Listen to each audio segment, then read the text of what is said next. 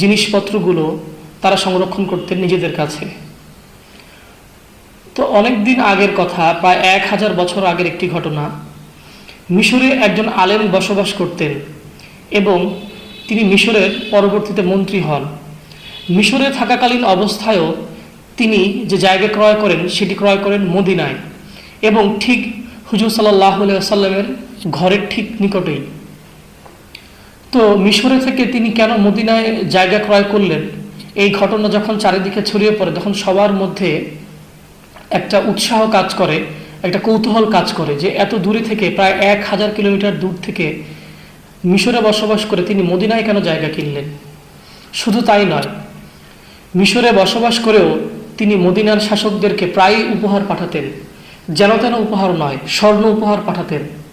এছাড়াও তিনি মদিনার বাসিন্দাদের অনেক সময় দান করতেন, সহযোগিতা করতেন। তো তার জীবদ্দশায় এই প্রশ্নের কোনো উত্তর খুঁজে পাওয়া যায়নি, কিন্তু যখন তিনি ইন্তেকাল করেন ঠিক তখন সবাই বুঝে যায় যে তিনি কেন মদিনায় জায়গা ক্রয় করেছিলেন। ও শুধু এই ঘটনাই নয়, তিনি তার জীবদ্দশায় জানতে পারেন একজনের কাছে নবীজি সাল্লাল্লাহু আলাইহি সাল্লামের চুল মোবারক রয়েছে। তখন তিনি অনেক দাম দিয়ে নবীজি সাল্লাল্লাহু আলাইহি সাল্লামের 3টি চুল মোবারক সেই ব্যক্তির কাছ থেকে ক্রয় করে রাখেন। তো যখন তিনি ইন্তেকাল করেন তখন তিনি ওসিয়ত করে যান যেন তার লাশ মদিনার সেই জায়গায় দাফন করা হয় যে জায়গা তিনি ক্রয় করেছিলেন। এবং শুধু তাই নয়, তাকে যখন দাফন করা হয় নবীজি সাল্লাল্লাহু আলাইহি ওয়াসাল্লামের চুল মোবারক যেন তার কবরে দাফন করা হয়। সেই ব্যক্তিটির নাম হচ্ছে ইবনে হিনজাবা রাহিমাহুল্লাহ। তো এটি অনেক বড় একটি বিষয়। তো সাহাবীরা নবীজিকে এভাবেই ভালোবাসতেন।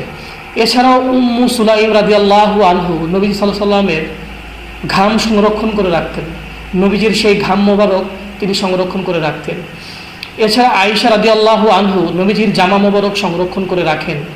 মুয়াবিয়া রাদিয়াল্লাহু আনহু নবীজির নখ সংরক্ষণ করে রাখতেন।